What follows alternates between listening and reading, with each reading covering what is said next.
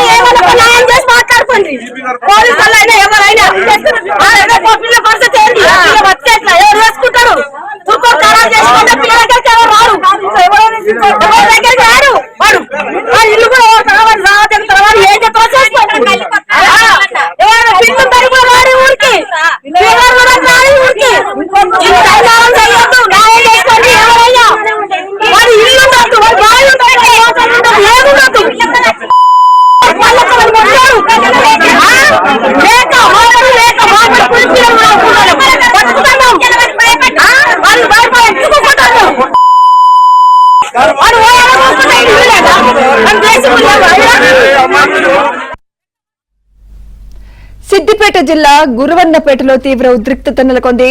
2 రోజుల క్రితం గ్రామానికి చెందిన మైనర్ బాలికపై అత్యాచారం చేసిన యువకుడి ఇంటిని తగులబెట్టేందుకు గ్రామస్తులు ప్రయత్నించారు. యువకుడికి చెందిన వాహనాలపై దాడి చేసి అద్దాలు ధ్వంసం చేశారు. పోలీసులు నచ్చజెప్పేందుకు ప్రయత్నించినప్పటికీ గ్రామస్తులు శాంతించకపోవడంతో పరిస్థితి ఉద్రిక్తంగా మారింది. దీంతో పోలీసులు గ్రామస్తులను చెదరగొట్టారు.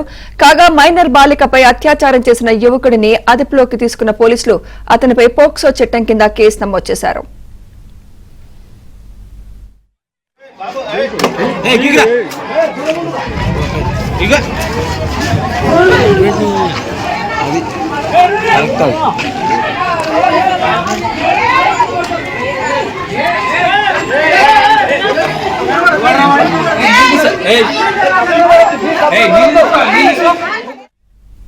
ఇదే అంశంపై మరింత సమాచారం మా ప్రతినిధి సుభాష్ అందిస్తారు. సుభాష్, ఎలా ఉంది సిచ్యువేషన్ అదుపులోకి వచ్చినట్టేనా? సిద్దిపేట జిల్లా కొమ్మరవెల్లి మండలం గురువన్నపేటలో 2 రోజుల క్రితం దారుణం జరిగింది. మైనర్ బాలికపై సమీపంలోనే ఉన్న ఒక యువకుడు లైంగిక దాడికి పాల్పడిన సంఘటన కొద్దిగా ఆలస్యంగా వెలుగు చూసింది. బాలికకు తీవ్రంగా జ్వరము, బ్లీడింగ్ కావడంతో ఆసుపత్రికి తీసుకెళ్లడంతో బాలిక తల్లిదండ్రులు ఆసుపత్రికి తీసుకెళ్లడంతో అసలు విషయం వెలుగు చూసింది. సో బాధిత తల్లిదండ్రులు వెంటనే పోలీసులను ఆశ్రయించారు. సో ఈ విషయం వెలుగు చూడడంతో గ్రామంలో ఒక్కసారిగా తీవ్ర కలకలం రేగింది. ప్రధానంగా ఎవరైతే దాడికి పాల్పడిన నిందితుడు ఉన్నారో ఆ నిందితుడి ఇంటిపై గ్రామస్తులు ముక్కుమడిగా దాడి చేసి తగలబెట్టే ప్రయత్నం చేశారు ఈ ఉదయం అంతా కూడా.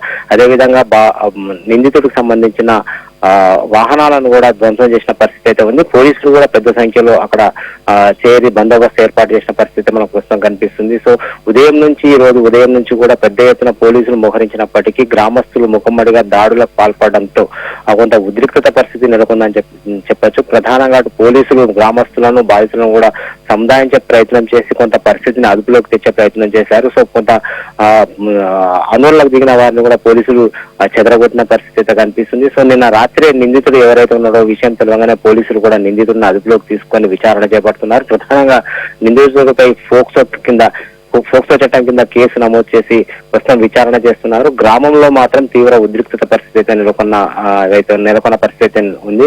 సో ప్రస్తుతానికి పోలీసులు ఇరువారు గ్రామస్తులను శాంతింపజేసే ప్రయత్నం చేస్తూనే నిందితుడికి కఠిన శిక్ష విధిస్తామని, చట్టం ప్రకారం కఠిన చర్యలు తీసుకుంటామని సముదాయించే ప్రయత్నం అయితే చేస్తున్నారు. ప్రస్తుతం గ్రామంలో పెద్ద ఎత్తున పోలీసులు మోహరించి ఉన్నారు. ఎలాంటి అవాంఛనీయ సంఘటనలు జరగకుండా అయితే పోలీసులు పెద్ద ఎత్తున బందోబస్తు ఏర్పాటు చేసిన పరిస్థితి ఉంది. Sumitra. Right, thank you Subhash.